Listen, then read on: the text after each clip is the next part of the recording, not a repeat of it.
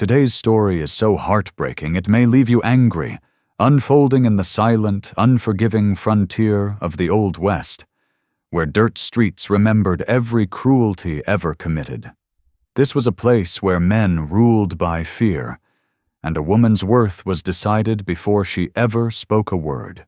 It started with 3 whispered words: "It's a girl." A small truth that triggered a chain of events no one could undo. Before we kick off this adventure, don't forget to hit like on the video and let us know in the comments where you're watching from. The early sun stretched long, crooked shadows across the dirt-packed main street of Copper Creek, but Clara Whitfield hardly saw them.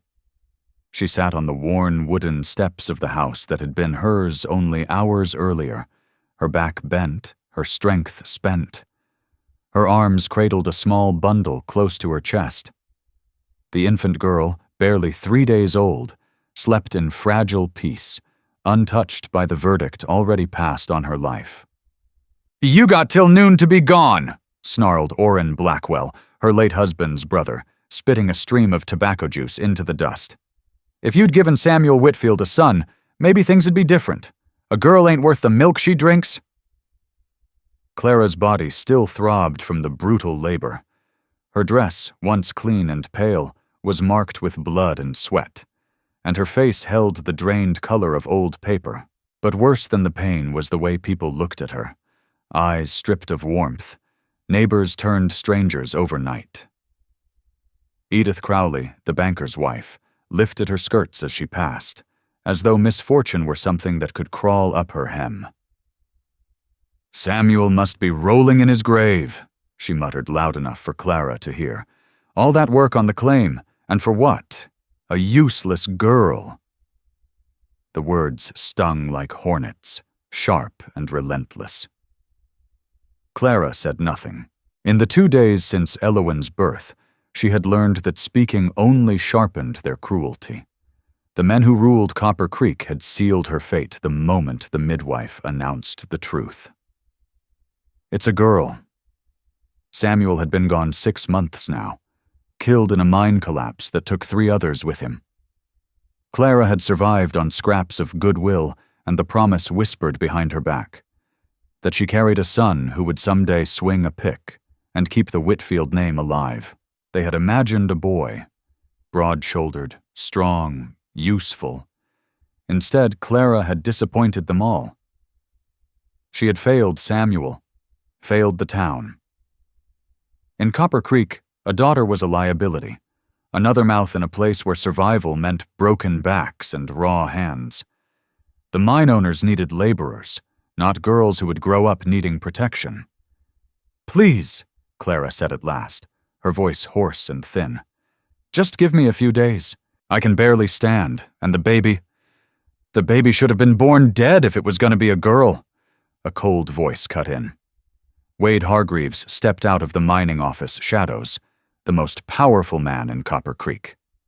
He owned the largest share of the mine and half the buildings on Main Street. His presence alone made others shift back, like cattle sensing the lash. Hargreaves was a man who had climbed from nothing and learned cruelty like a craft, his pale eyes fixed on Clara, sharp and measuring. "Your husband owed me money," he said casually, though Clara knew it was a lie. Samuel had kept careful records. "With him gone," Wade continued, "and you birthing nothing but useless girl flesh, I'm calling in the debt. The house, the mine shares, all of it. You're lucky I'm giving you till noon." Clara pushed herself upright, swaying as the world tilted. Elowen stirred, but did not wake. "Samuel's shares belong to me. It's in his will." "What will?" Wade smiled, slow and predatory. "Ain't seen one." He glanced at the men behind him. "Any of you boys seen a will?" Heads shook. Some men looked away. Others met Clara's eyes with practiced indifference. Men who had drunk with Samuel, stood at their wedding, sworn they'd look after her. Promises meant nothing against Wade Hargreaves. "You can't do this," Clara whispered, clutching Elowen tighter. "Where will we go?" "Not my problem," Wade said. "Maybe Deadwood. Saloons always need women, long as you leave the brat somewhere." A sharp gasp rippled through the women nearby. Still, no one spoke. No one dared. Clara scanned the faces she had known for 3 years. She had stitched quilts with their wives, shared meals, held their fevered children through the night. Now she was something worse than barren. She was cursed. "My daughter isn't a burden," Clara said, anger lending her strength. "She's a child of God, same as any boy." "Blasphemy," Oren spat. "God made women to serve men and bear sons. You failed at the only thing that matters." Murmurs followed. Clara saw Martha Henley, whose baby she had helped deliver just last spring, turn her face away. Even the pastor's wife kept her distance. "You got till noon," Wade repeated. "After that, I'll have the boys walk you out, and they ain't always gentle." He turned back toward his office, boots striking the boardwalk like a ticking clock. The crowd thinned, voices already drifting back to ore prices and winter yields, as if a woman and her child hadn't just been sentenced to die. Clara sank onto the steps again, her strength finally gone. She lowered her head, rocking Elowen close, while Copper Creek moved on without her. Her strength finally gave way. Elowen began to stir, whimpering with hunger, and Clara Whitfield's hands shook as she drew her shawl tighter for modesty and guided the baby to nurse. At least she could still give her this, though the milk was thin, weakened by days of little food. "Clara?" The gentle voice made her lift her head. Mei Lin, the Chinese laundry woman, stood a few steps away, careful not to come too close, a small bundle clutched in her hands. "I brought some food, and clean cloths for the baby." Tears welled in Clara's eyes at the kindness. Mei Lin herself barely belonged in Copper Creek, tolerated only because she worked cheaper than anyone else dared. "Thank you," Clara whispered. Mei Lin set the bundle beside her and spoke in a low voice. "There's an old wagon trail heading east. It eventually reaches Fort Laramie. Maybe 3 days on foot, if." She glanced at Clara's ashen face and stopped short. 3 days walking. Clara could hardly manage 3 steps without the world spinning, and winter was closing in fast. "I'll manage," Clara said, because there was nothing else to say. Mei Lin nodded once and hurried off before anyone noticed her compassion. Clara understood. In Copper Creek, kindness carried a cost few could afford. The sun climbed higher. The shadow of the gallows tree shrank against the dirt. That tree had claimed men for horse theft, for killing over cards, for having the wrong skin in the wrong place. Clara wondered if one day birthing daughters might be added to the list. She forced herself to stand and step back inside the house to gather what little remained. Samuel Whitfield's rifle was gone. Orrin Blackwell had taken it the day after the funeral, claiming it was for safekeeping. The money tin sat empty. She suspected Wade Hargreaves's men had helped themselves while she labored through childbirth. All that remained were a few clothes, a Bible, the wedding quilt her mother had stitched, and Samuel's watch. She wrapped them together, tore a petticoat to fashion a sling for Elowen, and prepared to face the open land with nothing but resolve and a 3-day-old child. When she stepped outside for the last time, she saw them gathering again. The men of Copper Creek, watching to be sure she left. Later they would tell themselves they had no choice, that a mining town wasn't fit for a woman alone, that forcing her out was a mercy. Clara straightened her back and walked down Main Street with the last of her dignity. Elowen whimpered softly, and Clara hummed a lullaby, the same one her mother had sung long ago, before cholera took her, before Clara married Samuel and followed Hope westward to a place that had promised everything and delivered only loss. At the edge of town, where buildings gave way to scrub and endless prairie. Clara turned back once. Copper Creek lay below like an open wound. Raw lumber, slag heaps, smoke curling from chimneys and the smelter. Somewhere within that sprawl lay Samuel's grave, marked by a wooden cross already doomed to rot. She hadn't even been allowed to say goodbye. "Come on, Elowen," she whispered. "We're not wanted here." And with that, Clara Whitfield stepped into the wilderness, her child pressed to her chest, her fate sealed by those who measured a woman's worth only by the sons she bore. Behind her, the men of Copper Creek watched until she became a speck against the horizon, then turned back to digging wealth from the earth, satisfied they had protected their town from the curse of a woman who dared give birth to a daughter. None of them noticed the lone rider on the ridge. He watched with eyes that had seen too much cruelty to be shocked, but not enough to forget how injustice felt. He waited until the woman vanished from the town's sight, then followed at a distance, leading a spare horse and carrying a debt that time had not erased. The sun stood at its highest when Clara's legs finally failed. She collapsed beside a dry creek bed, her body trembling with fever and exhaustion. Elowen cried weakly, and Clara tried to nurse her again, fear tightening her chest as the milk faltered. Then she heard it, hooves striking hard ground. Her heart slammed. Had Wade Hargreaves' men followed her?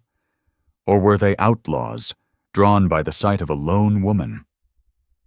The rider emerged slowly, and Clara's breath caught. He was Apache, tall, lean, sitting easy in the saddle. Long black hair fell down his back, bound with a single eagle feather. Scars traced his skin, one across his cheekbone, another vanishing beneath his buckskin shirt.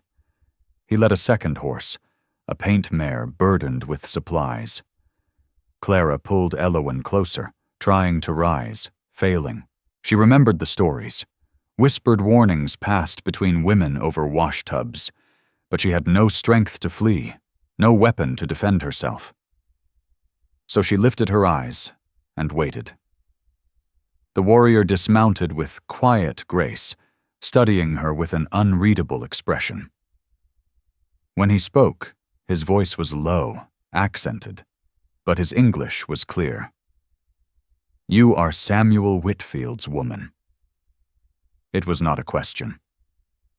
Clara nodded, fear and confusion twisting together in her chest. "My name is Cale, though you'd say it different in your tongue," the Apache warrior said, voice low and steady. "Your husband saved my life once, at Willow Springs. I carry that debt." Clara Whitfield's mind swirled. Samuel had never spoken of saving a man's life, let alone an Apache warrior. Then again, there were parts of his past he'd kept locked away.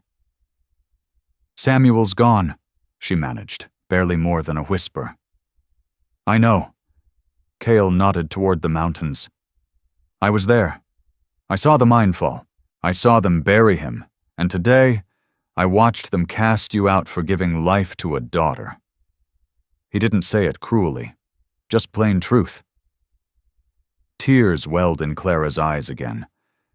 "Then you know I have nothing. No way to repay whatever he did." "The debt ain't yours," Cale interrupted. "It's mine. He spared my life, so I protect what was his." His gaze shifted to Elowen.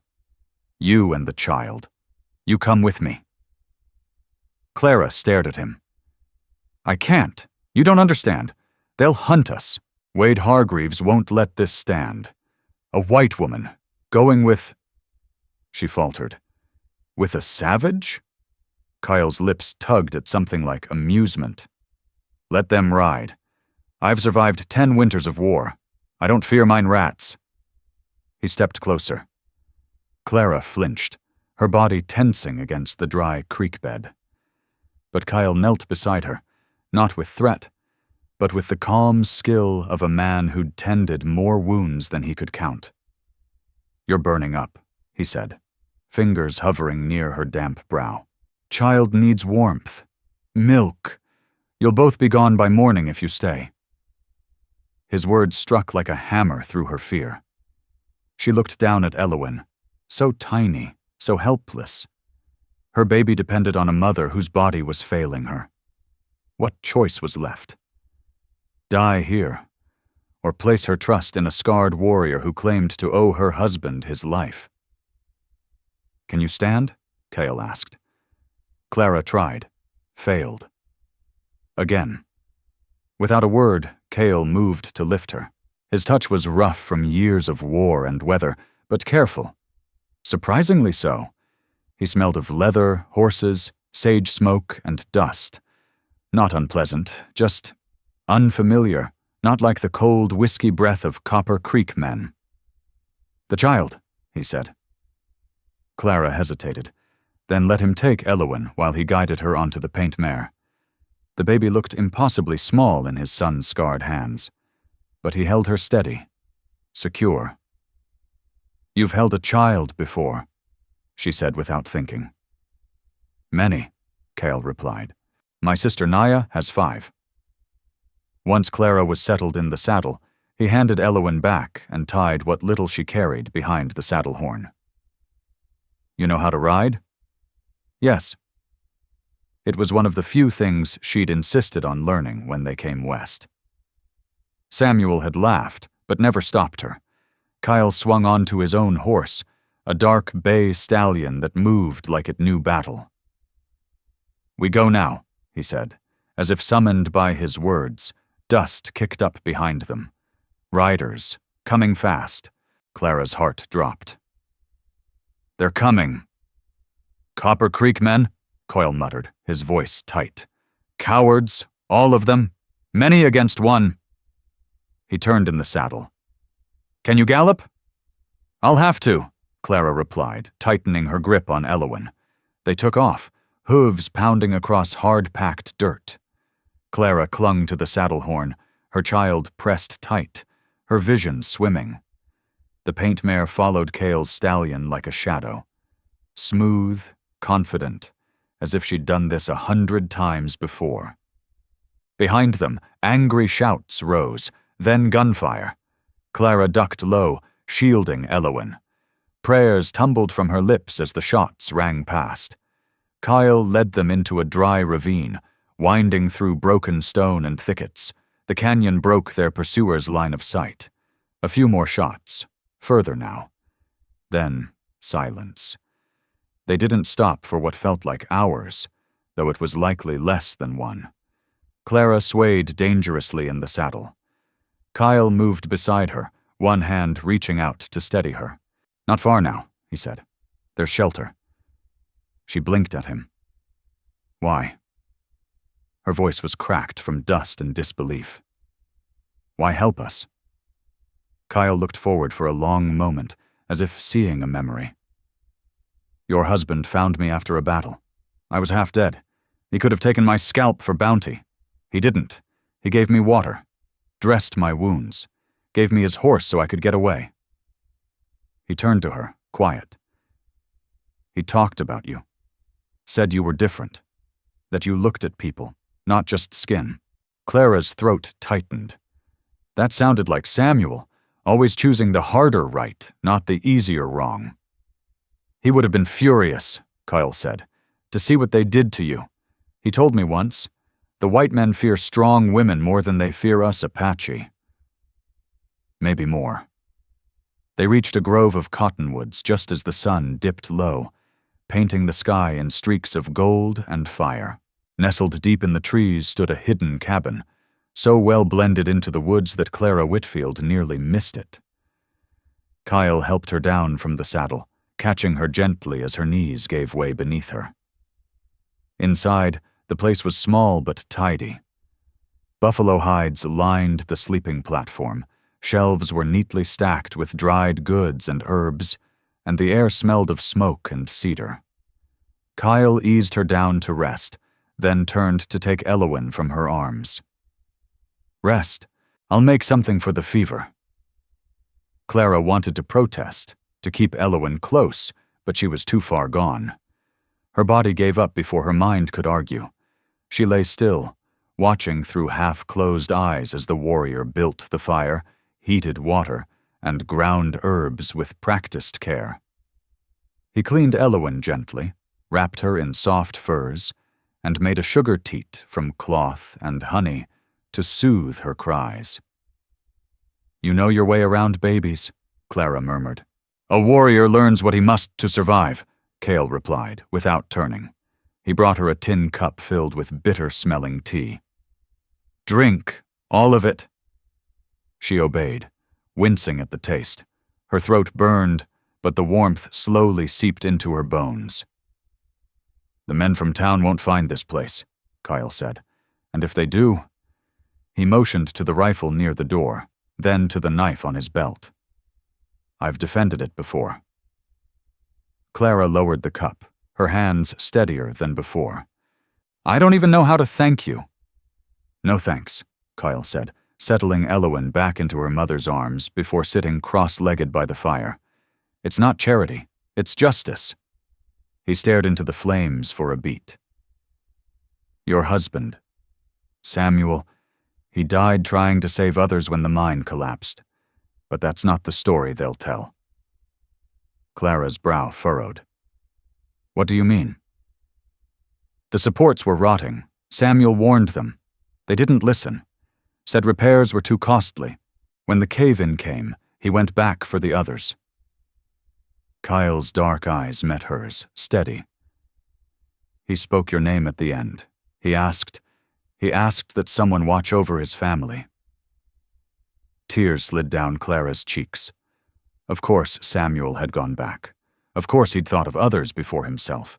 And of course Wade Hargreaves had twisted it into just another accident, swept the truth beneath the dust and blood. "Sleep now," Cale said softly. "Tomorrow brings what it brings.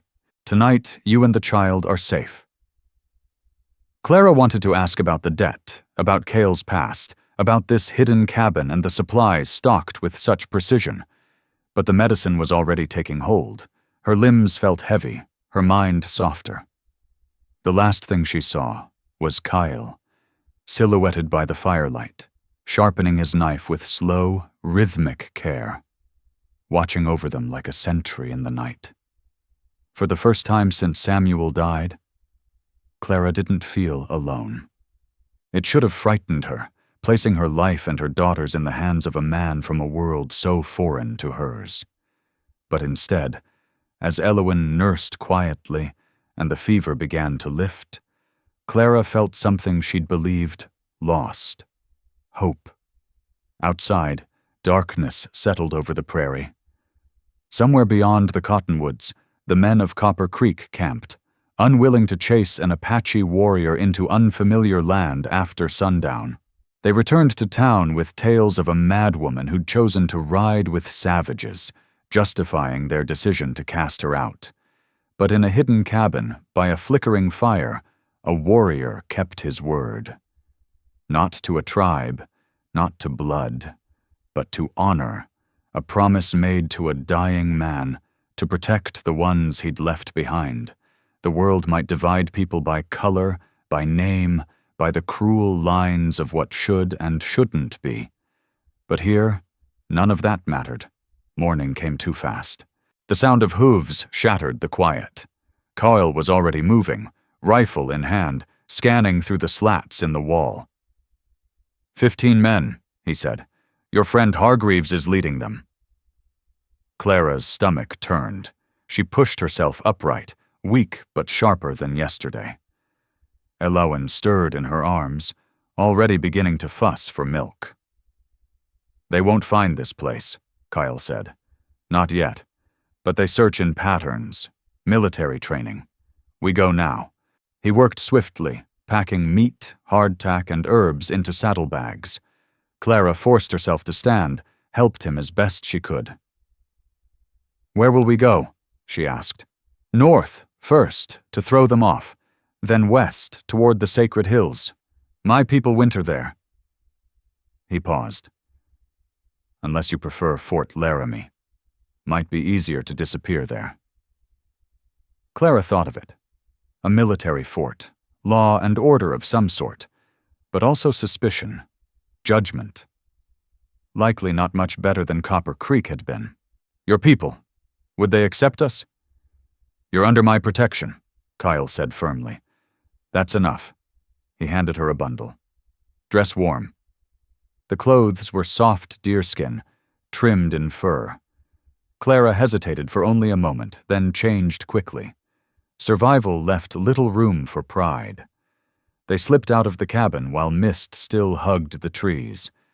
Kyle moved like smoke, silent, sure. The horses were saddled and ready. He helped Clara up, then handed Elowen to her, now wrapped in rabbit fur. If there's a fight, Kyle said, his voice low, ride north. Don't look back. The paint knows the trail to my people. If something happens, she'll carry you.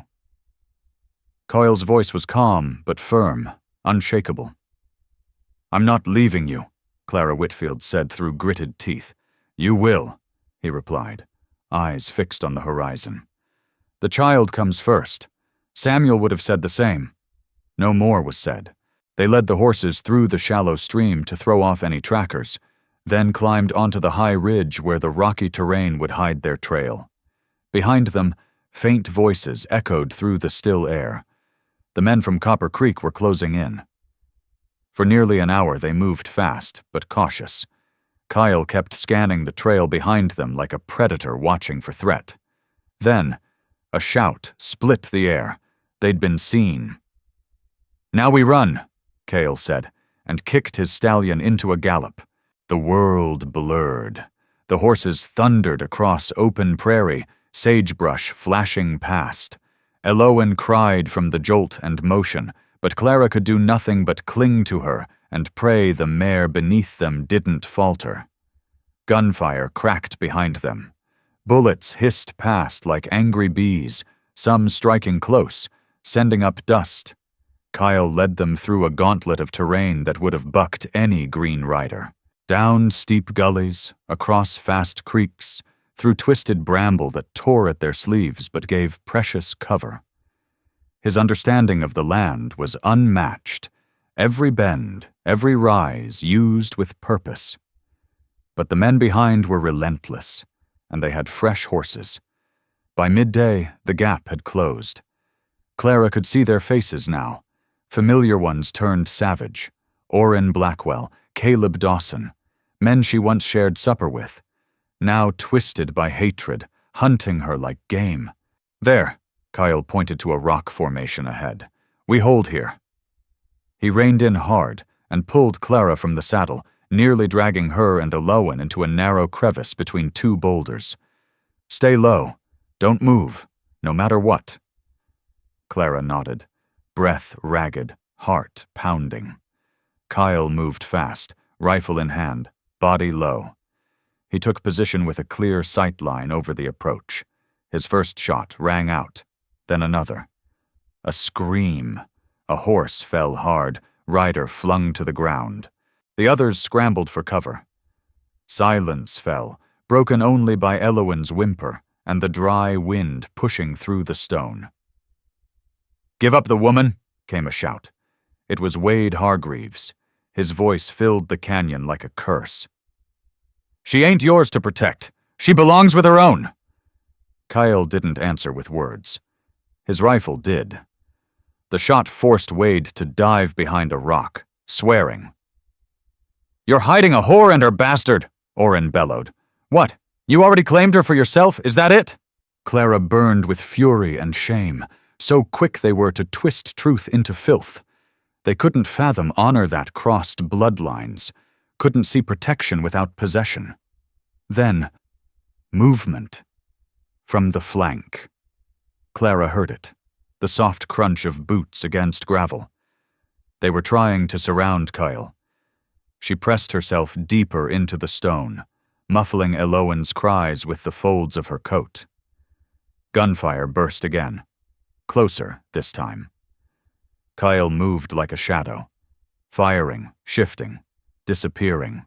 But it was one man against many. Clara saw a round strike near his head, another ripping through the fabric at his shoulder, staining it red. She bit her lip, holding back a scream. Then, another sound. Something different. War cries. Not one, but many, echoing off the canyon walls. Over the ridge came riders, Apache warriors, their faces marked for war, feathers and paint flashing like firelight. At their head rode a woman on a spotted horse, her expression fierce, eyes like lightning. The men from Copper Creek froze. 15 against 1 was easy math. 15 against 20? Not so much.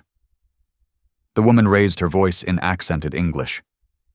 You turn around now, or you feed the ravens. Wade Hargreaves rose just enough to shout back. She's a criminal! We have the right to… An arrow hit the ground inches from his boots. Another warrior had his bow already drawn with a second arrow notched. You go now, the woman repeated, not yelling, just declaring. The men looked at one another, calculating. The edge they thought they had vanished with the sound of hoofbeats on stone. Wade growled at the rocks. You think you can stay hid with savages forever? This ain't over. But they were already retreating, dragging their wounded, spitting curses, casting hateful glances as they fled. The Apache riders followed, just far enough to make sure the retreat was real. Kyle emerged, blood running down his arm, breath hard. The woman rode to him immediately, dismounted, and spoke rapidly in Apache. Clara only caught fragments, her name, and Samuel's. Cale's voice called out across the still rocks. It's safe now, come on out. Clara Whitfield crawled from the crevice, legs trembling as she rose. Around her, a ring of Apache warriors stood silent, studying her, some with guarded eyes, others with open curiosity. Dust and blood stained their skin, but their presence was solid, calm. The woman who led them, the one on the spotted horse, dismounted with quiet authority. She walked with the ease of someone used to being obeyed. I'm Naya, she said. Kyle is my brother. Her gaze shifted to Elowen, wrapped snugly against Clara's chest. This is the child they cast out, because she was born a girl? Clara nodded, unable to force words through the knot in her throat. Naya made a low, angry sound. White men are fools. A daughter brings life. A daughter continues the people. She turned to Kyle, eyes narrowing. You're bleeding. It's nothing, he said. Nothing. She pulled back the torn sleeve. It's a bullet wound. I've had worse. You'll have worse still if it festers. I'll tend it. She looked back to Clara. You ride? Yes, Clara answered, still breathless. Good. We go. This place is too open. And just like that, the war party formed up, flanking Kyle, Clara, and the child at the center. Clara found herself surrounded, not as a prisoner, but as someone under protection. Some of the warriors were little more than boys. Others bore the hard-earned lines and scars of long campaigns. All of them looked at her, curious, cautious, respectful. They rode for hours, stopping only to rest the horses and let Naya clean Kyle's wound with expert hands. Then she turned to Clara, checking her pulse, her skin, the flush in her cheeks. The fever's broken. Naya nodded with approval. You're strong. For a white woman. Your man chose well. Clara's voice cracked. He was a good man. Cale says he died with honor. That is a good death.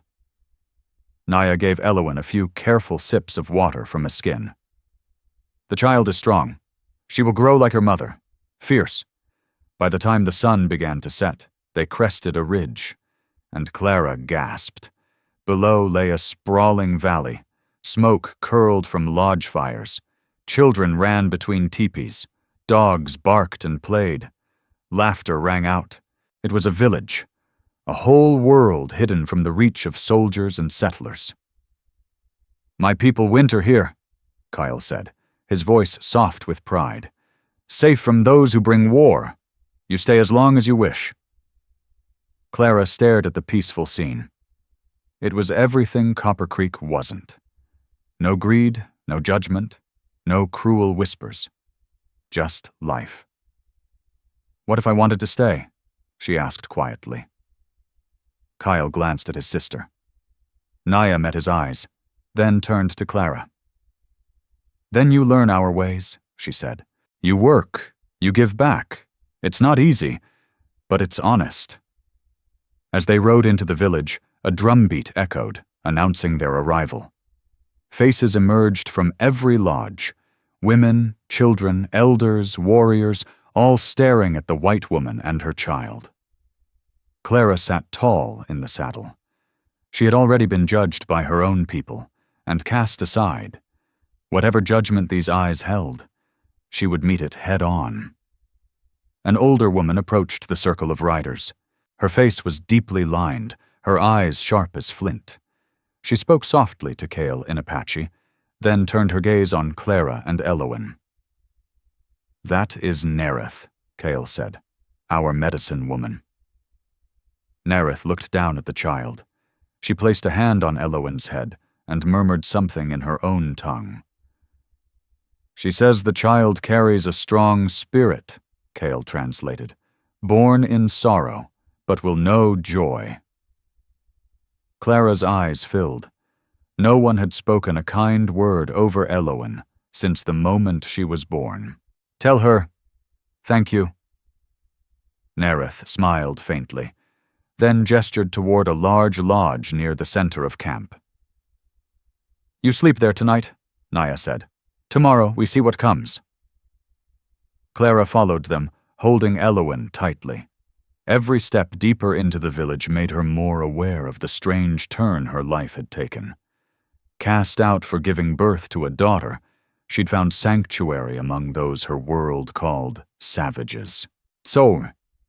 And yet here, in a place without polished churches or stone buildings, she had seen more kindness, more reverence for life, than any preacher in Copper Creek had ever shown. That night, the fever returned with a vengeance. Clara woke in darkness, soaked with sweat, her body burning hot. Elowen cried weakly beside her, and with growing panic, Clara realized her milk had dried up completely. The baby's cries turned desperate. Clara tried to soothe her, tried everything, but nothing worked. Her arms trembled, her breath shortened. And then, the flap of the lodge lifted. Cold air rushed in as the lodge flap lifted, revealing Cale's silhouette framed against a sky full of stars. He took one look at the scene. Clara Whitfield burning with fever, Elowen crying weakly, and vanished. Moments later, he returned with Nereth, the village's medicine woman, and Naya, his sister. "The birth fever has returned," Nereth said, her voice low and steady, translated through Naya. "It happens sometimes. It is dangerous." Clara tried to sit up, but the world spun like a wagon wheel on broken ground. "Elowen, she needs—" "We know," Naya soothed. "Ashen has a baby son. She can feed your daughter." Through the haze of sickness, Clara watched as a young Apache woman entered, lifted Elowen with practiced grace, and cradled her close. The baby latched quickly, suckling with desperate hunger. Relief flooded Clara's chest, along with a pang of helplessness. The medicine woman began her work. She crushed herbs, stirred steaming pots, heated smooth stones in the fire. All the while, she chanted in her native tongue. Clara didn't understand the words, but the rhythm of it calmed her frayed nerves. Warm hands lifted her head. Bitter tea was pressed to her lips. Heated stones wrapped in damp leather were placed gently on her aching belly. "You must fight," Naya said, firm but not unkind. "Your daughter needs her mother." But Clara felt herself drifting, slipping beneath dark waters where Samuel's voice called gently, promising rest, peace, the end of all this pain and judgment. And then, unexpectedly, it was Cale's voice that broke through the fog. "I gave my word to a dying man," he said, his English halting, rough with emotion. "His woman, his child. I promised I would protect them." Clara tried to open her eyes. "You die," Kyle said. "I break my word. I fail my brother, the man who saved me when he had no reason." He was kneeling beside her now, the fire casting flickers across his scarred face, his voice shaking with conviction. "Samuel saw me, not enemy, not scalp for bounty. He saw a man. That makes him my brother." Clara's throat tightened. "You don't die," Kyle said fiercely. "I won't allow it." The sheer certainty in his voice pulled her back from the edge. She focused on the sound of Elowen nursing quietly, on the cool cloth against her skin, on the medicine woman's chant circling through the dark. The fever didn't leave without a fight. But by dawn, it had broken for good. Clara lay there, too weak to move, but with her mind clear for the first time in days. Elowen slept peacefully nearby, swaddled in a cradleboard decorated with simple beadwork and fur lining. "She's full," Naya said, stepping in with a bowl of hot broth. "Ashen fed her through the night." "She lost a daughter last winter," she added. "Says your baby helps heal her heart." Tears slipped from Clara's eyes, kindness from strangers, when her own people had turned their backs. For the next 3 days, she recovered slowly, fed, washed, and cared for by Naya and Nereth. Kyle came and went, sitting by the fire in silence or telling stories of Samuel, how they'd met, the things they'd survived together, the laughter they shared without needing the same language. "He spoke of you often," Kyle said one evening. "Said you read books, taught numbers, said you were too good for mining life." Clara smiled faintly. "He was wrong. I wasn't good enough. Couldn't even give him a son." Kyle's expression darkened. "That is sickness. White man sickness. Thinking sons matter more." He leaned forward. "My people know. Women are sacred. They carry life. They hold the stories. Without daughters, there is no tomorrow."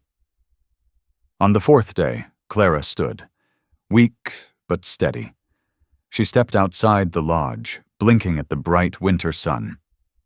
Ashen showed her how to secure Elowen on her back with the cradle board, leaving her hands free. Women watched her as she moved, curious but not unkind, wondering about this pale woman who had chosen their world over her own. That evening, just as the sun kissed the tips of the distant ridges, shouts rang out at the camp's edge. Scouts returned, faces grim. "Soldiers," one said, "coming from the south, searching for white captives." Clara Whitfield's heart pounded like a war drum. Would they drag her away? Would her presence bring danger to these people who had taken her in when no one else would? She watched as the Apache elders gathered in council. She couldn't follow the flow of the language, but she caught glimpses. Her name, Samuel's, and Cale speaking with gravity and calm authority. Finally, Orson Redfeather, the leader Kyle had called Chief, turned to her. Naya stood by his side, translating. "You are not a prisoner," Naya said. "You are guest, protected by one of our warriors. If soldiers come, you choose. Go with them, or stay. We will not force either way." Clara met Redfeather's gaze. "And if I choose to stay?" Naya nodded. "Then you are one of us for the winter. When spring comes, we see what your heart says then." The soldiers arrived the next morning. 20 men rode into the valley in straight, stiff lines, led by a nervous young lieutenant barely past boyhood. Clara watched from the shadows of a teepee, her breath tight. Kyle stood tall beside the elders. The council met them openly, without fear. "We've received reports," the lieutenant said, voice high with tension, "that a white woman and infant are being held here. We're here to retrieve them." "No one is held here," Redfeather said evenly. "All in this place are here by choice. I'll need to confirm that myself." After more back and forth, Clara was called forward. She stepped out slowly, Elowen bundled on her back in the cradleboard Naya had gifted her. She wore soft doe skin, Apache made, and her face was calm. The lieutenant blinked in shock. "Ma'am, are you Clara Whitfield from Copper Creek?" "I am." "Your brother-in-law sent word you'd been kidnapped. We're here to bring you back." Clara almost laughed. Orrin Blackwell, the man who'd spat on her doorstep and tossed her out with a newborn in her arms, now sending soldiers to rescue her. "I wasn't taken," Clara said. "I was dying. My child was starving. Kyle found us, saved us. That's the only truth that matters." The officer looked stunned, unsure. "Ma'am, surely you don't mean to stay. With them? It's not proper. Think of your daughter." "I am thinking of her," Clara snapped, her voice rising like fire. "Back in Copper Creek, she was thrown away because she was born a girl. Here, she is cherished. Here, we are fed, sheltered, safe. But wouldn't you be better among your own kind?" Clara's eyes sharpened. "My own kind left me to die in the dirt." The lieutenant shifted awkwardly. "Mr. Hargreaves says it was a misunderstanding. He's willing to take you back." That did it.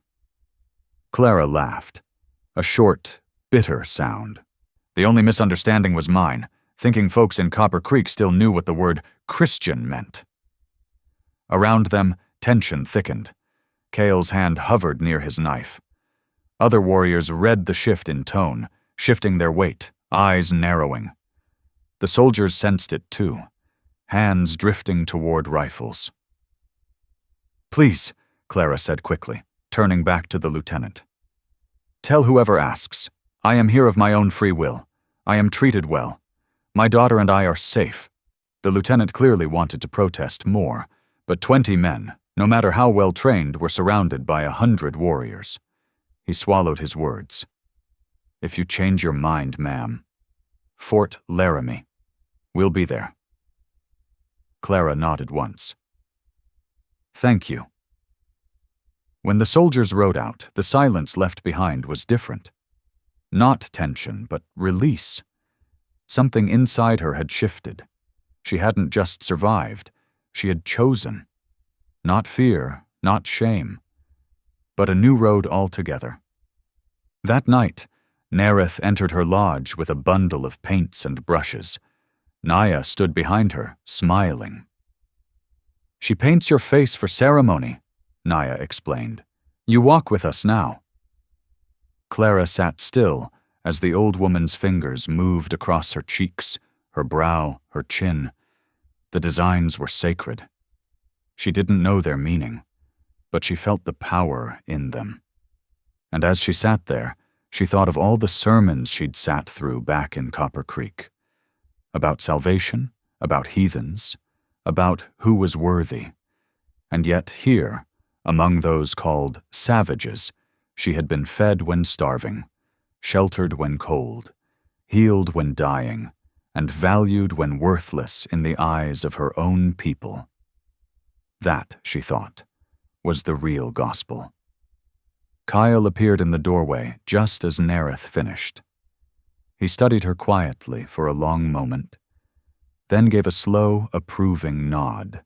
"Tomorrow," he said, "I teach you to shoot." Clara blinked. "A woman alone," he added, "must protect what's hers." "I'm not alone," she replied softly. Cale's rare smile softened his hardened face. "No," he said, "not anymore." That night, drums echoed across the valley. Firelight flickered over dancers and faces, old and young. Clara sat with Elowen, nursing at her breast, Ashen beside her, teaching her which herbs would help the milk come back strong. Around her, Different clothes, different words, but the same truths. Warmth, laughter, community, a place to belong. And in the back of her mind, Clara thought of Samuel, and she smiled. She often wondered what Samuel Whitfield might think if he could see her now, his widow and child living among the Apache. But then she remembered the way he'd spoken of Cale, how he had seen past bloodlines, beyond names and skin. Samuel had always looked at people, not labels. Clara thought maybe, just maybe, he would have understood. Maybe even been proud. Elowen stirred gently in the cradleboard at her side, letting out a soft sigh of comfort. Clara leaned down and kissed her daughter's soft, dark hair, cast out for being born a girl. But here she would grow in a place where women were revered, where her worth wasn't measured by what she couldn't do, but honored for what she would become. It wasn't the life Clara had imagined, but as Cale handed her a bowl of rabbit stew and Naya sat nearby teaching her Apache words by firelight, she realized something. This might not be the life she planned, but it was the one she was always meant to find. Winter wrapped its arms around the Black Hills like a silent sentinel. Cold, harsh, but not unkind, if you knew how to live within its rules. Clara learned to bank the fire, so it wouldn't die overnight. She watched how the birds moved in the sky to read changes in the weather. She learned how to stretch dried meat and roots to feed many mouths. And Elowen thrived. Her cheeks grew round and pink, her laughter echoing between teepees. The women passed her from arm to arm, delighted in her every coo and babble. She became a child of the camp, a child of everyone. But then, the whispers came. Traders brought word from the settlements. Wade Hargreaves had put out a bounty. $500 for Clara Whitfield's location, $1,000 for her capture. He claimed she had stolen documents, mining deeds, company property, that she possessed something vital to the future of Copper Creek mining. He's growing desperate, Cale muttered after hearing the news. But why now? I don't know, Clara said honestly. I only left with Samuel's Bible and the clothes on my back. That night, unable to sleep, Clara finally opened the Bible. She hadn't touched it since Samuel's death. As she flipped through the worn pages, searching for peace, something fluttered loose. A folded paper. Then another, and another. Her hands trembling, Clara held them to the firelight, and her breath stopped. It wasn't just scripture tucked inside. It was evidence. Samuel's handwriting, careful and steady. Mining claims. Deeds.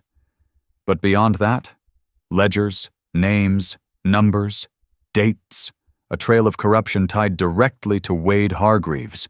He had cheated dozens of miners, forged claims, arranged accidents. People had died. People Samuel had tried to warn. And now, in her lap, sat everything needed to hang Hargreaves. At the bottom was a letter, short, firm, in Samuel's hand. If anything happens to me, take these to Fort Laramie. Trust no one in Copper Creek. Find Captain Marcus Hale. He is honest. Clara sat frozen. Samuel had known. He'd been gathering evidence. That mine collapse? It hadn't been fate. It had been murder. At dawn, she showed the papers to Cale. Naya translated. Kyle's face went cold. Your husband, he said, was a warrior. Not with rifle, but with truth. This is why they silenced him. I have to get this to Fort Laramie, Clara said. To Captain Hale. Too dangerous, Cale replied. Hargreaves watches every trail, and winter is no friend to the weak. But if we wait until spring, he'll bury the truth, bribe the witnesses, burn what matters. That evening, a scout rode into camp, his face grim. Riders coming, he said. Not bluecoats, not settlers, mercenaries, Hired guns, led by a half-blood tracker, the kind who never loses a trail. They come for you, Orson Redfeather said through Naya. If they find you here, they bring fire to all of us. Clara felt her stomach twist. Her presence had put these people in danger. Then I'll go, she said. Tonight. I won't let them suffer for me. If you go now, Kyle said, you die.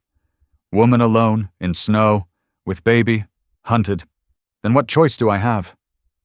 A voice rose from the edge of the circle. Firm. Steady. I say we fight. It was Ashen, the woman who had nursed Elowen when Clara could not. She stepped forward without hesitation. This woman is our sister, she declared. Her enemies are ours. Others began to murmur agreement. Some nodded. But Clara saw the unease, too, in shoulders tense, in eyes uncertain. Not everyone wanted war for a white woman. The chief raised his hand. We meet in council tonight, Orson Redfeather said. We decide as one. And so Clara waited, knowing the lives of many now hung on a decision that wasn't hers. The camp moved as it always did, children laughing, women weaving, warriors sharpening arrows by firelight. But Clara Whitfield saw it all through a different lens. She knew what was coming, and she knew it was because of her. Elowen sat in the snow, babbling cheerfully with Ashen's son, the two infants sharing wide-eyed joy like the world wasn't about to tip into violence. How could she let blood spill in a place so full of life?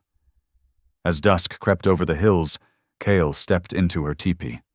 Pack light, he said, voice low. Only what you need. Clara froze. The council cast their vote? They argue still, he replied. I don't. His jaw was set like a mountain. I gave my word to a dying man. I'll keep it. We leave in 1 hour. Cale, no, your people. My people survive because we know when to fight, and when to run, he said. Tonight, we run. Later, maybe we turn and fight. He was gone before she could say another word.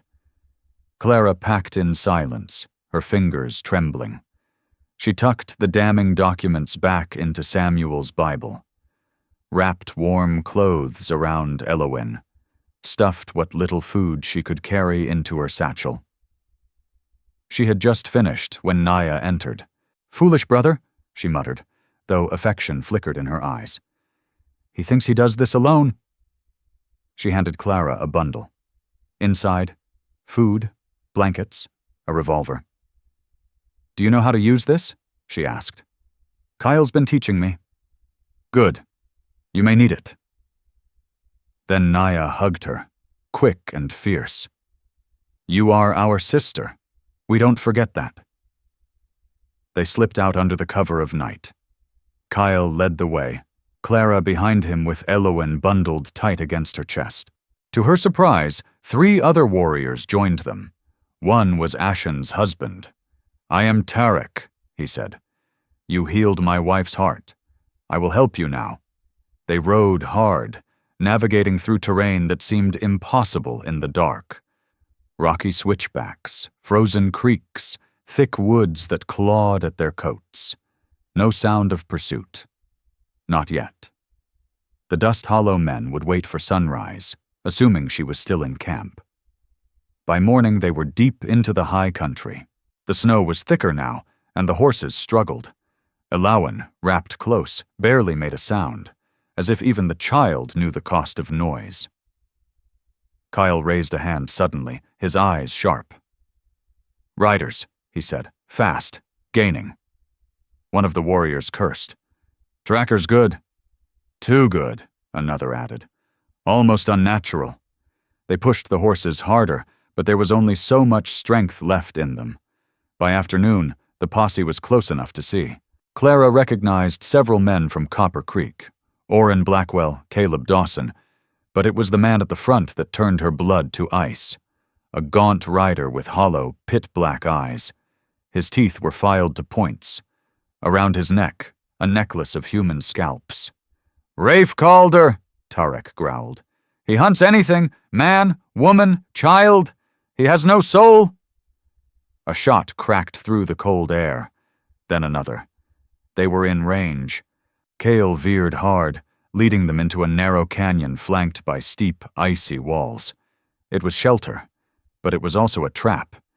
If the enemy blocked the entrance, they were penned in like game. Here, Cale said. We make our stand. He turned to Tarek. Take the woman. Ride for the far side. I won't leave you to die, Clara said, voice shaking. Not dying, Kyle said with a rare smile. Just buying time. He unslung his rifle. I'm hard to kill. Ask anyone. There was no time for argument. Tarek grabbed the reins and spurred forward, pushing Clara's horse ahead, while gunfire exploded behind them. Kyle and the two other warriors held their ground, returning fire with deadly precision.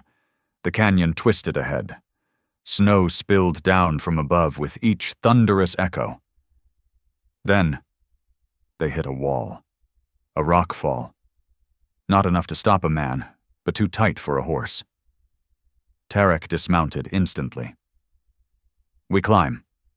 Clara looked up at the steep, ice-covered slope. With Alawan. No choice. She swallowed her fear and tightened the cradleboard's straps. Alawan barely stirred, buried against her heartbeat. Then they climbed, hand over hand, foot on slick stone, snow in her face, muscles screaming, the sound of gunfire still booming behind them like distant thunder. Halfway up, her boot slipped. She fell, skidding down 5 feet before Tarek caught her wrist, barely keeping his own balance. No stopping, he said. We must reach the top. She nodded, breath burning in her lungs. And they climbed. Toward the sky, toward the edge, because there was no going back. Elowen began to cry, the sound echoing off the canyon walls like a flare in the silence. Clara Whitfield clutched her tighter, heart pounding. They were almost there, almost. Then a voice broke the air like a cold knife.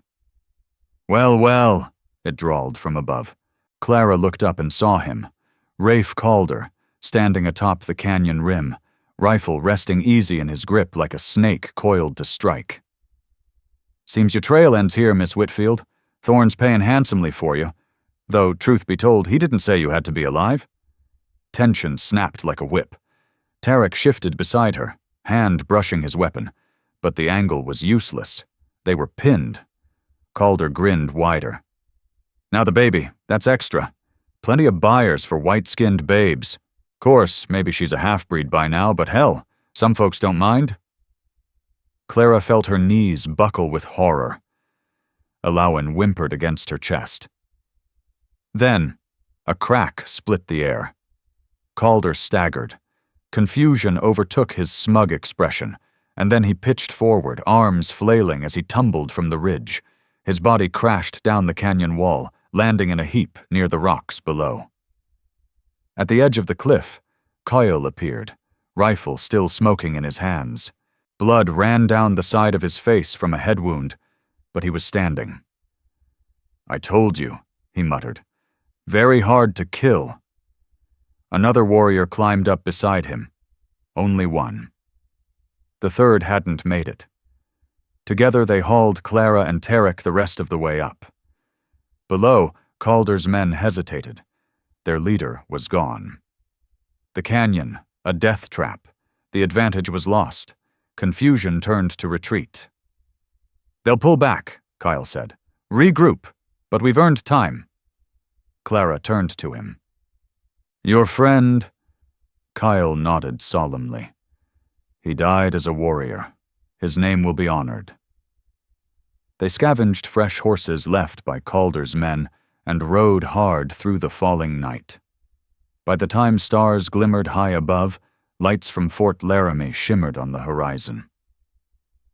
We part here, said Tarek, dismounting. Soldiers won't welcome us like they will you.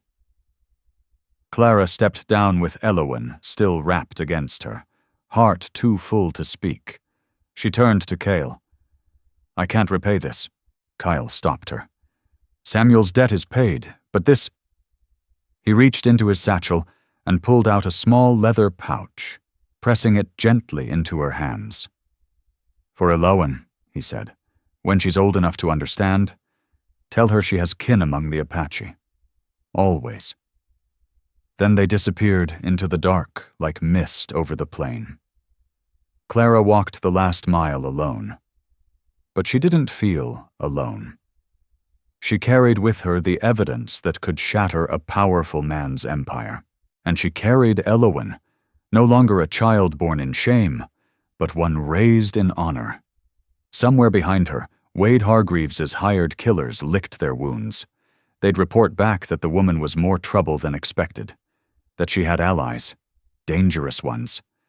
But Clara Whitfield was no longer the fevered, discarded widow cast out by Copper Creek.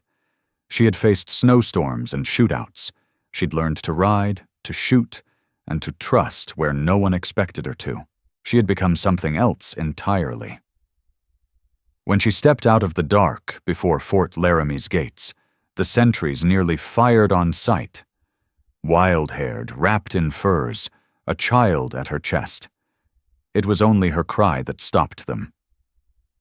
"I need Captain Marcus Hale," she shouted. "I have proof. Proof of murder and theft."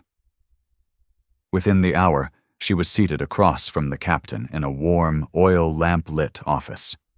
Elowen slept peacefully in her arms. Hale, stern, silver-haired, and sharp-eyed, read Samuel's papers slowly, line by line. His face darkened with each turn of the page. "These documents," he said finally, "detail a criminal operation on a massive scale. Your husband was investigating Hargreaves." "He was," Clara said, her voice firm. "And they killed him for it." "Made it look like a mine collapse?" Clara nodded. "He warned them. The supports were rotten. Hargreaves refused to act." Captain Hale called in his aide. "Send word to Cheyenne. Tell the Union Marshals we're launching a full investigation." Then he looked back to Clara. "You'll need to testify. It may be dangerous." She let out a breath that carried months of survival.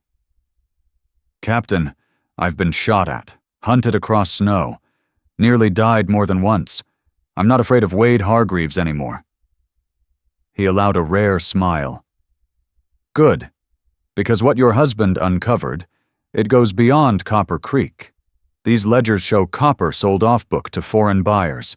No taxes, no inspections. That puts this in the hands of Washington." He arranged for Clara and Elowen to stay within the fort's walls. Simple quarters, but warm and clean. With real beds, with real food. It was the first time in months she had felt safe. But safety came with its own weight. Not everyone in the fort welcomed her. The officers' wives looked at her like something feral dragged in from the woods. Her skin had toughened under months of wind and winter sun. Her hands bore the calluses of survival. And the way she moved, confident, unbowed, unsettled those who saw only lace and manners as measures of civility. They whispered behind gloved hands and pinched smiles, their stares lingering too long. The story of Clara Whitfield had spread fast through Fort Laramie, twisted by gossip into something wild. She overheard Eleanor Pike murmur, "Lived like a savage, poor creature. No wonder she seems altered." Another voice added, "And the child? Heaven knows what blood's in her veins now." Clara wanted to shout the truth, to tell them about Ashen, who'd fed her baby from her own body, about Naya, who taught her to stitch and speak in a tongue full of meaning, about Kyle, who bled for them without question. But she stayed silent. The case against Wade Hargreaves needed her poised, credible, untouched by the truth of where she'd found safety. So she let them dress her in stiff petticoats and borrowed dignity. Let them tame her hair, repaint her face, and try to scrub away what they could never understand. She wore the mask they gave her, and buried the warmth of the Apache camp deep in her heart. 2 weeks later, Marshal Owen Pike arrived with federal investigators. Grim, straight-backed, and known for tearing corruption out by the root. He listened to Clara's entire account without once interrupting. When she mentioned Cale, Marshal Pike raised a brow. "Kyle? I remember him from treaty talks. Impressive man. You trust him?" Clara met his gaze. "With my life, with Elowen's." "Good," Pike said, "because I might need his word as much as yours. Some of these murders happened on tribal lands. If the Apache saw anything, their testimony could break this case wide open." Her heart fluttered. An official reason to see him again. But she kept her face calm. "He may agree, if you approach with respect."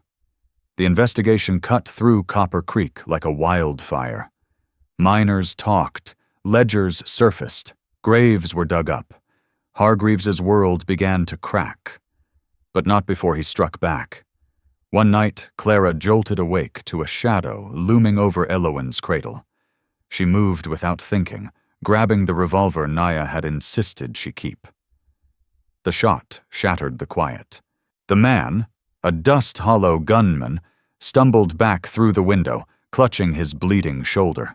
Guards burst in, but it was too late. Hargreaves now knew exactly where she was. "We're relocating you," Marshal Pike declared the next morning. "There's a place, a safe one, but it's on Apache land. They've agreed to take you in until the trial." "Agreed," Clara gave a breathless laugh. "Marshal, there's no place I'd feel safer." 3 days later, she rode through the snow-blanketed pines. Elowen swaddled against her chest. This time she wasn't a castaway. She came under protection of the law, with Pike and 4 Union marshals at her side. When they entered the winter camp, the grief was fresh, for the warrior who'd died buying them time. But the joy was deeper. Kyle stood before her, formal in the presence of outsiders, but his eyes burned with quiet welcome. "You are home here," he said in measured English. "You and the little one." The federal team pitched tents just outside the circle of tipis. It was a rare alliance, Washington law working hand in hand with the Apache Nation. One by one, witnesses stepped forward, warriors who had seen bodies dumped, women who'd heard threats, elders who knew of poisoned streams and burned-out cabins, all tied to Hargreaves's hunger for copper veins. Clara worked daily beside Pike, assembling the case. In the evenings, she sat with Naya, learning the language word by word. Elowen played in the dust with the other children, already mimicking their cadences and laughter. At night, Clara often found Kyle seated near her lodge, silent and still, keeping watch though no one had asked him. "You don't have to," she said once, offering him a warm tin cup of tea. "I choose to," he answered. They sat together beneath a blanket of stars, the fire between them flickering low. "When this is over," Clara whispered, "and Hargreaves answers for what he's done, I don't know where Elowen and I will go." Kyle didn't look away from the sky. "You have a place here. Naya speaks for you. So do the Women's Council. They see your spirit. They see how you work. And your daughter," he nodded toward the playing children. "She already belongs." Clara hesitated. "And what about you?" He turned to her slowly, eyes reflecting firelight and something deeper. "I say Samuel chose well," he said, voice low. "His woman has the heart of a mother, the soul of a warrior, and eyes that see beyond skin." And in that moment, Clara knew. She hadn't just survived. She had become. "I say," Kyle paused, finally turning his eyes to meet hers. "I say you belong wherever your spirit chooses, here or somewhere else. But if it's here, I'd be honored." Before Clara Whitfield could speak, a stir rippled across the camp. Hoofbeats thundered through the trees. Marshal Owen Pike's men rode in fast, dust and snow clinging to their coats. "We found it," Pike called out as he dismounted, face alight with triumph. Hidden chamber beneath Hargreaves's house, packed to the rafters with ledgers, letters, all of it.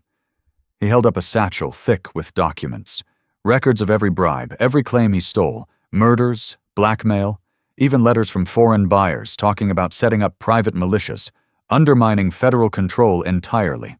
Clara's breath caught. "So it's over?" "Almost," Pike replied. "He'll be arrested tomorrow at dawn." Then he pulled another paper from his coat and handed it to her. "Your husband's will, validated by the courts. These shares, Clara? They're yours. The Whitfield claim is real. Turns out Samuel struck into one of the richest veins in the territory.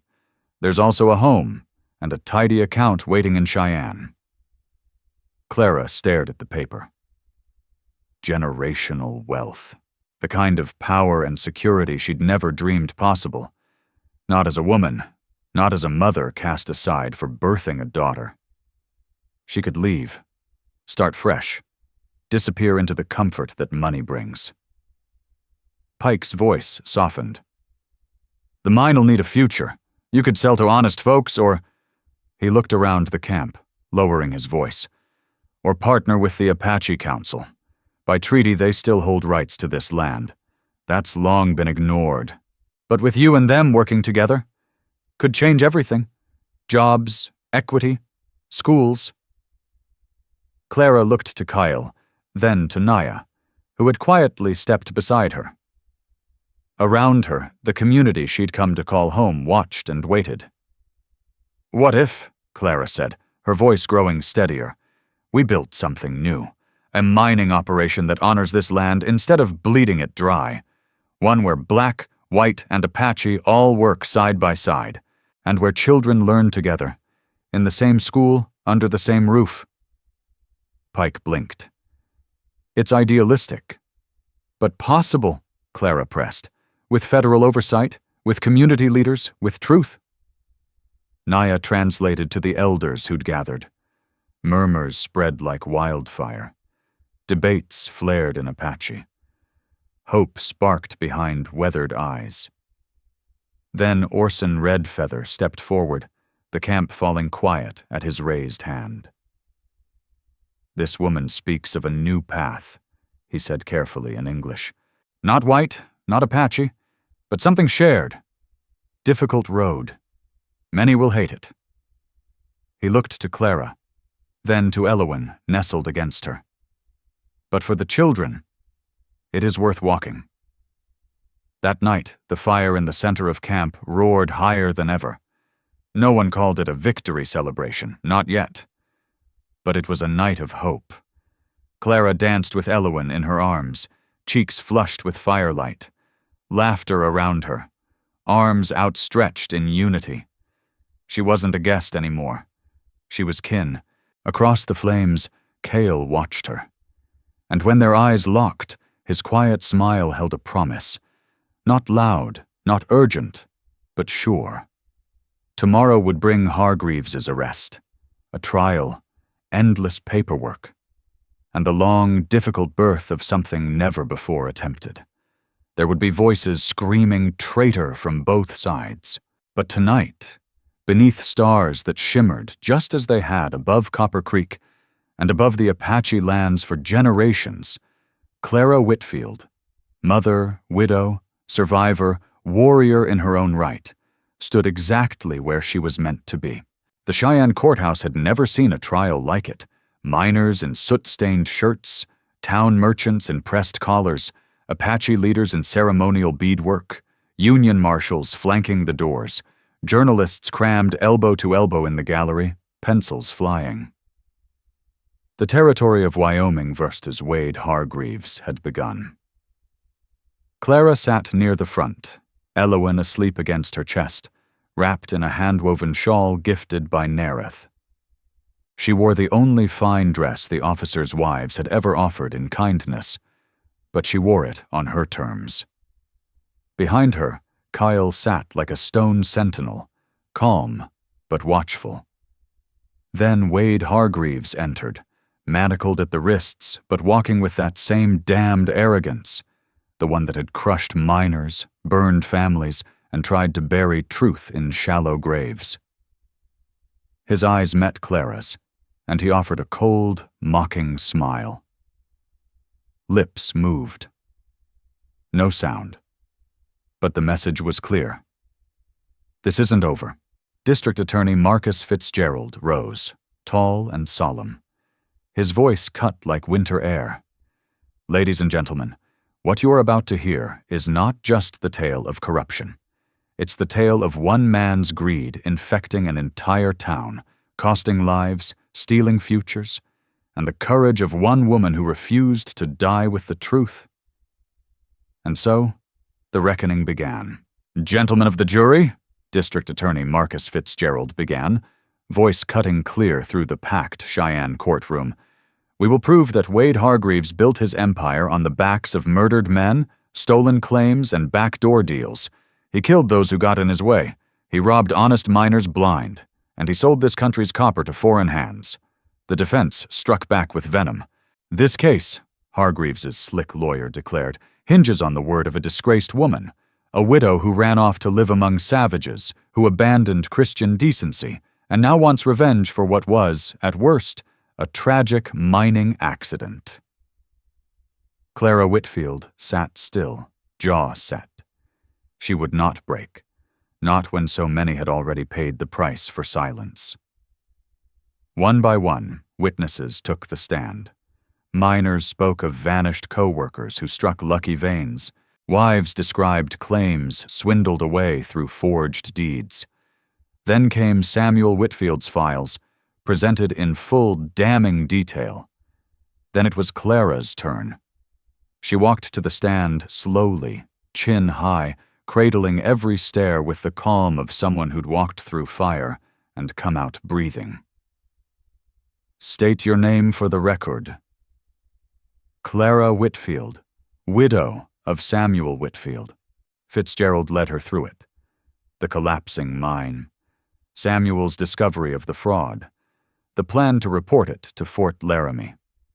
"He came home late," she said quietly, hands folded in her lap. "Said he'd found proof Wade Hargreaves was skimming off federal shipments, selling copper meant for Union Rail to foreign buyers. He was going to ride out the next morning. But that night..." She swallowed hard. The mine collapsed. "Do you believe that collapse was intentional?" "I do. My husband inspected those supports the day before. He said someone had weakened them. Deliberately." Her voice never shook. "He was killed for trying to do what was right." Then the defense attorney rose. His smile was all snake oil and sharp teeth. "Mrs. Whitfield, is it true you abandoned your husband's grave and lived with the Apache?" "I was thrown out of Copper Creek," Clara replied evenly, "because I birthed a daughter. I would have died." "Yes or no?" he snapped. "Did you live with Indians?" "Yes." "Did you partake in their heathen rituals?" "I partook in their compassion," she answered, voice clipped, "when no white Christian would lift a hand. And this one," he gestured toward Kyle, eyes full of disgust. "Did you share a bed with him?" The courtroom erupted. The judge pounded the gavel. Kyle started to rise, hand twitching toward where his knife would have been if not for the law. But Naya, beside him, clutched his wrist. "I object," Fitzgerald barked. "Irrelevant." "It speaks to her character, Your Honor." Clara didn't wait for the judge. She sat tall, proud. "Kyle saved my life, and my daughter's. He asked nothing in return. He shielded us when men like you would have left us to die. If that's what you call improper, then yes, I'm guilty of accepting grace." A ripple of laughter moved through the gallery. Even a juror or two grinned. The defense pressed on. "These papers your husband supposedly left. How convenient they surfaced after his death. How do we know you didn't forge them?" "I can barely spell my own name," Clara said. "Samuel did the bookkeeping. Everybody back home knows that." "So you admit to being uneducated?" "I admit I wasn't schooled in books like you." she said, eyes narrowing. "But I learned plenty this past winter. I learned that honor ain't about collars or Bibles. It's in how a man keeps his word. And I learned that a warrior's promise means more than a contract signed by cowards." She turned her gaze on Hargreaves, cold and cutting. "And I learned that men like you fear strong women almost as much as you fear the truth." The courtroom fell still. When her testimony ended, she walked past Hargreaves's table. He leaned in close and muttered, "You think this is over? I've got friends, money. You'll never be safe." The judge's voice snapped across the room. "Mr. Hargreaves, did you just threaten a witness in my courtroom?" "Bailiff, make note of that." The next morning, Cale took the stand. An Apache warrior giving testimony in federal court was something no one had seen before. He spoke slow and formal, each word careful. "Samuel Whitfield saved my life. He was honest, brave. He feared this man." He pointed to Hargreaves. "Would kill him. Asked me to protect his family if he died. So I did." He looked at the jury. "I do not break promises." The defense tried to paint him as savage, accused him of seducing Clara, of lying for her. He never flinched, never raised his voice. His calm shook the courtroom more than anger ever could. On the third day, Marshal Pike entered with the final blow. Files from Hargreaves's hidden chamber, ledgers of payouts, names of murdered men, foreign correspondence, militia blueprints, names, dates, deaths that lined up with every accident the defense had tried to dismiss. But it wasn't that evidence alone that doomed Wade Hargreaves. It was the voices of those who lived through it, and the woman they failed to silence. And the reckoning had only just begun. Orrin Blackwell, Clara Whitfield's brother-in-law, took the stand as a surprise witness for the prosecution. "Why are you testifying against Mr. Hargreaves?" Fitzgerald asked, his tone measured. Orrin looked like a man who hadn't slept in weeks. His voice cracked. "Because I helped him. God help me. I helped kill my own brother." The courtroom gasped like it had been slapped.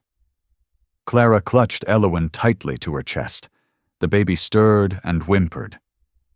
Behind her, Kyle rested a firm hand on her shoulder, steadying her like a rooted pine. "I didn't know they meant to kill him," Orrin went on, tears streaking his weathered cheeks. "Wade said they just wanted to scare Sam. Make him stop digging around." He swallowed hard. "I told them when he'd be down in that part of the mine. They rigged the supports, killed him, killed 2 others too, just to bury the truth." "Why speak up now?" Fitzgerald asked gently. Orrin looked directly at Clara. "Because I watched what we did to her, kicking out a mother with a newborn, leaving my brother's widow in the dirt. We turned into monsters. I can't carry that anymore." Suddenly, Wade Hargreaves lunged across the defense table, roaring, "You lying bastard, we had a deal." It took 3 bailiffs to hold him down. The courtroom was stunned. The mask had slipped. The jury didn't need to deliberate long. In under 2 hours, the verdict was read. Guilty, on every count. Murder, conspiracy, corruption, tax fraud, abuse of federal resources. The judge, gray-haired and iron-jawed, didn't mince words. "Wade Hargreaves, you are the worst kind of man the frontier breeds. You killed for greed, shattered families for your own power, mocked the law while hiding behind it." He leaned forward, voice cold. "I sentence you to be hanged by the neck until dead." Hargreaves screamed curses, promising vengeance with every breath as they dragged him from the courtroom. But Clara didn't hear him. Her eyes were on the worn leather Bible in her lap. Samuel's Bible. She traced the edge of the pages he'd once held. The pages that had brought justice. Outside, the streets of Cheyenne were packed. Miners whistled and cheered. The Lakota delegation stood tall, proud witnesses to a rare moment of honor from federal justice. Reporters called out, Mrs. Whitfield, what will you do now? Clara stepped down from the courthouse steps, Elowen tucked safe in her arms. Coyle stood on one side, Naya on the other. I'm going home, she said. To build something new. Something my husband would have stood tall behind. Which home? Another reporter shouted. Copper Creek or the Lakota village? Clara smiled softly. Both, she said. Home isn't where you come from. It's where you're welcomed, where you're seen, where you can build something that lasts. As she turned to walk, another figure stepped forward, cautiously. Oren. Clara, I know I don't deserve anything, but if I could, just know her. Know my niece. Clara looked at him for a long moment. This was the man who had helped bury Samuel, who had stood by while she was cast into the wilderness, but it was also the man who had stood in court and told the truth when it mattered most. Justice isn't revenge, she said quietly. You can visit her, but you'll visit her in her real home, among her people, all of them. Tears spilled freely down Oren's face. Samuel would be proud of you, he said, voice raw. You're stronger than any of us. Before she could answer, Marshal Owen Pike stepped beside her, tipping his hat. We've begun seizing Hargreaves's assets, he said. The claims, the bank accounts, the land, all of it. It'll be divided among the families he hurt, you included. Clara didn't hesitate. Use it to build the school, she said.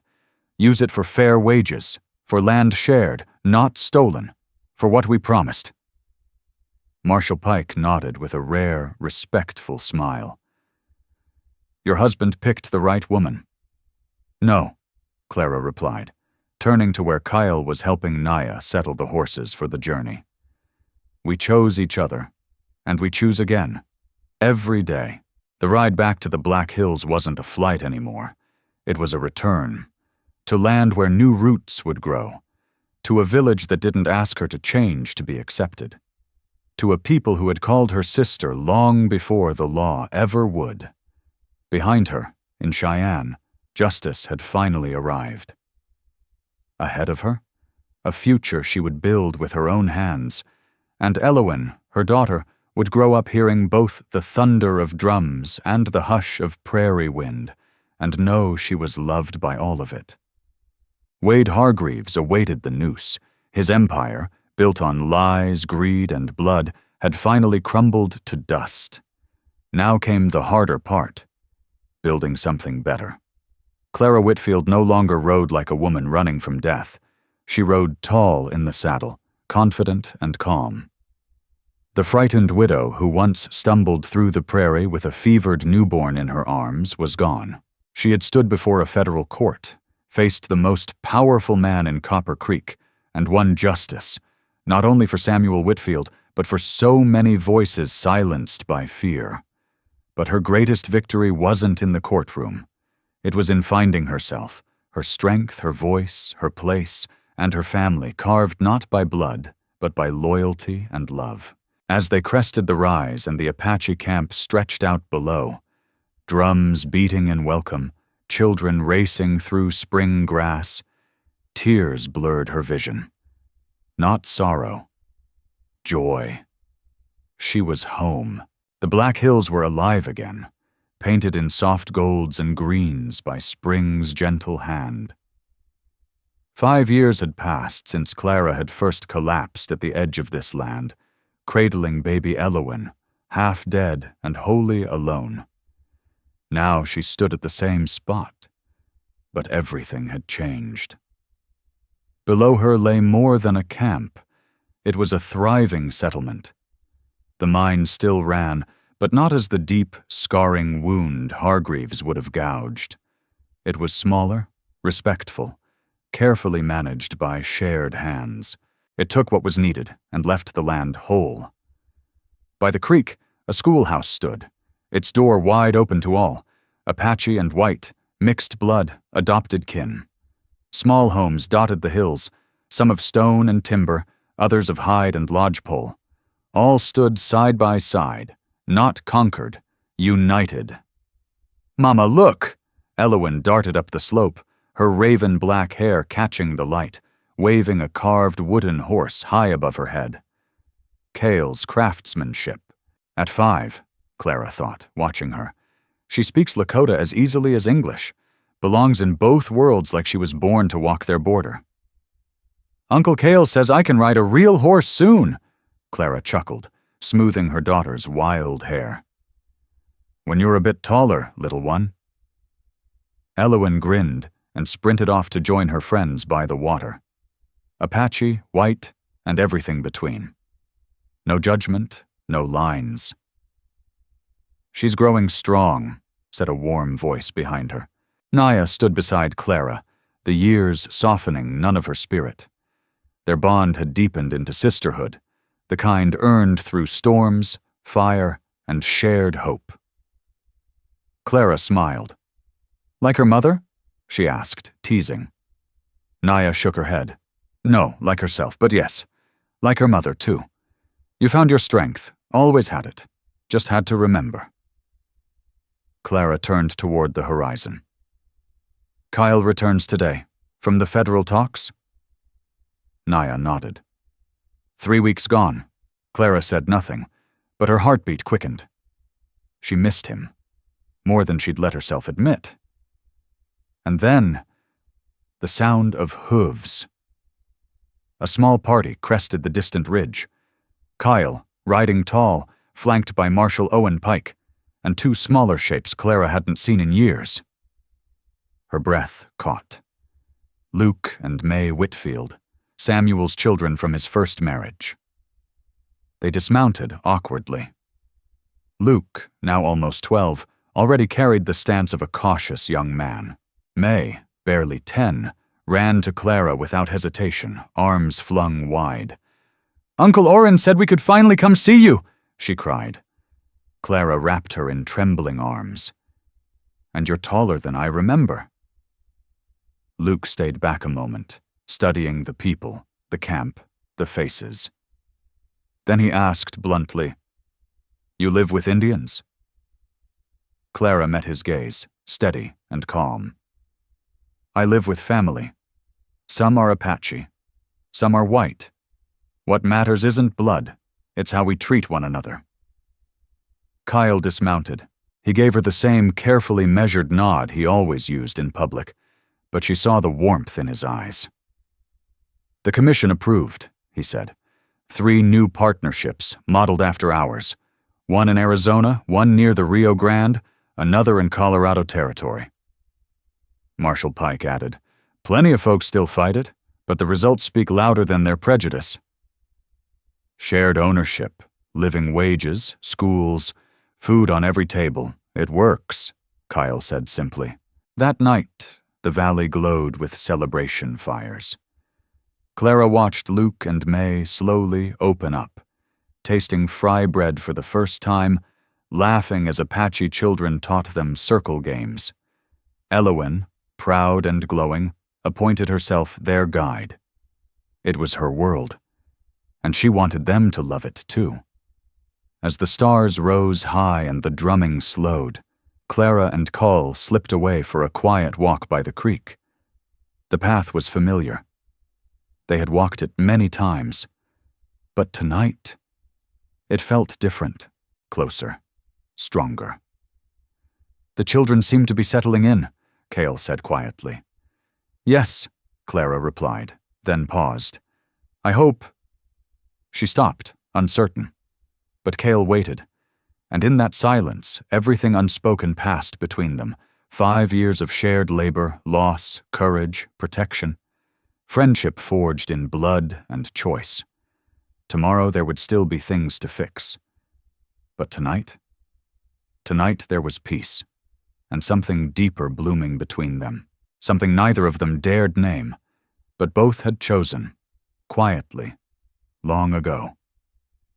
Clara paused. Her gaze drifted across the campfire light toward the children. "I hope they stay," she whispered. "Samuel would have wanted his children together." Cale turned to her. "And their mother?" he asked gently. What does she want? She stopped walking. 5 years of steady friendship, of quiet partnership, of unspoken feelings left untouched out of respect. Tonight, all of that trembled at the edge of something more. Clara drew in a breath, her voice barely above the hush of wind through the tall grass. Their mother, she said slowly, is ready to stop pretending that friendship and respect are all she feels. Kyle faced her fully now, his features softened by moonlight. The silver scars across his cheek, once marks of war, now gleamed like proof of survival. When you came, he said, voice low, steady, you were Samuel's wife. To feel more would have dishonored him. Your grief was sacred. But now, she said, lifting her chin, her voice firm, I'm not just the widow of Samuel Whitfield. I'm Clara, just Clara. She reached for his hand. And I love you, not because you saved me, but because of who you are, because of who we became. Together. Cale's hand rose to her face, rough and reverent. I have loved you since the day you stood in that courthouse and told the world the truth. I've loved Elowen like my own child, but I stayed silent because your heart still carried sorrow. I'll always carry Samuel with me, Clara said, her voice catching. He led me here, but my heart is yours now. Their kiss was slow, not rushed or stolen, but rooted. A promise. When they stepped back, Cale smiled, a rare, unguarded smile that reached his eyes. In my people's ways, a man must prove himself worthy of a woman's kin, he said. I suppose I should ask Naya for her blessing. Clara laughed, wiping tears from her cheek. She's been yelling at me to marry you for 2 years. Why is woman my sister? Cale teased, as they turned back toward camp, hand in hand. The fire still burned high. Drums still thumped. Laughter still filled the air. When they stepped back into the circle, Naya took one look and let out a triumphant whoop. Cheers followed. Apache women encircled Clara, some laughing, some already making plans. Men clapped Kyle's back, and someone passed him a flask. Elowen raced up. Does this mean Uncle Cale is going to be really our uncle now? Cale knelt before her, solemn. If you'll have me, a man who marries a mother takes on every part of her, especially her children. Luke, quiet and watchful, finally stepped forward. Our father wrote about you, he said slowly. Said you were the most honorable man he ever knew, white or Indian. Kyle met the boy's gaze. Your father saved my life. I've tried to live worthy of that gift. Luke nodded, serious as a grown man. Then yes, you can marry Aunt Clara. They wed a month later. It was a wedding like no one had ever seen. Apache and settler, spirit and law. Clara wore her mother's wedding dress, embroidered with beadwork sewn by Naya's hands. Kyle stood tall in ceremonial regalia, his braids tied with silver and turquoise. Marshal Owen Pike officiated the legal vows, and the Apache spiritual elder, Nereth, blessed their union under the sacred sky. Elowen stood between them, her wooden horse clutched to her chest, grinning from ear to ear. Cale adopted her formally, by tribal law and by federal recognition. Luke and May flanked them, nervous but proud. When the sun dipped behind the black hills, the valley lit with joy. Cowboys, warriors, homesteaders, hunters, schoolteachers, midwives, children running with no care for skin or bloodlines, just laughter and belonging. My mother used to say, Clara murmured, watching it all, that the Lord works in mysterious ways. Kyle drew her close. And what do you believe now? She smiled. Now I understand. Sometimes you have to lose everything to find your true place. Family isn't blood, it's choice, it's love. She paused, eyes glistening. A woman cast out for birthing a daughter might end up helping birth a new world instead. Just then, Elowen ran toward them, fists full of wildflowers. "For you, Mama. And you, Papa." She said the word Papa so naturally, and Kale's face softened with joy that words couldn't hold. As night fell and music filled the air, fiddle and drum weaving together something ancient and new. Clara danced with her husband. Her children played nearby. The wooden horse had a companion now, a small carved doll, part of a whole family Kyle was shaping, one figure at a time. Tomorrow would bring challenges. There would always be those who called their peace an abomination. There would be threats, struggles, pushback. But tonight, beneath stars that knew no borders, no sides, no color, Clara Whitfield, now called Standing Fox, was simply a woman, surrounded by love. The woman who once staggered through prairie winds, abandoned, shamed, clutching a newborn, no longer existed. In her place stood Clara Whitfield, a mother, a survivor, a bridge between two worlds, stitched together not by blood, but by grit, love, and unshakable will. The fire popped gently as twilight settled over the valley. Families began turning in for the night, Apache elders whispering prayers, settler children chasing the last flickers of daylight. The wind smelled of pine smoke and fresh-cut timber from the homes they'd built together. Kyle sat near the flames, carving a small wooden figure, steady hands shaping quiet devotion. Clara's voice floated softly in song, a lullaby in English and Lakota, cradling Elowen against her chest. Nearby, Luke Whitfield and May Whitfield dozed side by side, wrapped in woven blankets, their heads resting on each other like siblings who had finally found solid ground. It was a simple moment, but it was more than just peace. It was revolutionary. A white mother, an Apache husband, children of two bloods and one heart. A blended village thriving not in defiance, but in choice. A living answer to every old lie about division, purity, and power. This quiet night whispered a truth the world wasn't ready to hear. The future didn't need to repeat the failures of the past. And here, in this small corner of the West, under a sky older than hatred and larger than fear, Clara knew every bit of it had been worth it. The exile, the pain, the frost-bitten trails, the courtroom stairs, the bullets, the scars. She had been cast out for birthing a daughter, and instead she had birthed something greater than any man could imagine. Hope. The kind of hope that didn't need to shout. It simply lived. A fire kept alive by love, by Elowen's laughter, by Kale's steady silence, by the harmony of drums and fiddles in the same night air. The West was changing, not through war, not through conquest, but through the quiet revolution of families like theirs, one choice, one voice, one vow at a time. And theirs?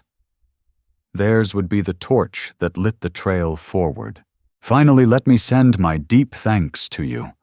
We appreciate you more than you think. If this tale stirred something deep inside, we invite you to remain part of this frontier of memories. More true stories of honor, compassion, and destiny are waiting for you here. Subscribe, share, comment, and thank you for riding with us today. Aviso legal. Disclaimer. Our content is designed for artistic and entertainment purposes and may reinterpret historical themes using fictional touches. We apply AI tools thoughtfully, only to support production, while keeping human supervision over editing, emotional tone, and narrative coherence. We always comply with regulatory guidelines for AI-based media and avoid deepfake practices or identity manipulation. All supporting components remain legally sourced. Please ask for authorization before sharing or adapting any segment. Your respect makes it possible for us to continue telling meaningful stories.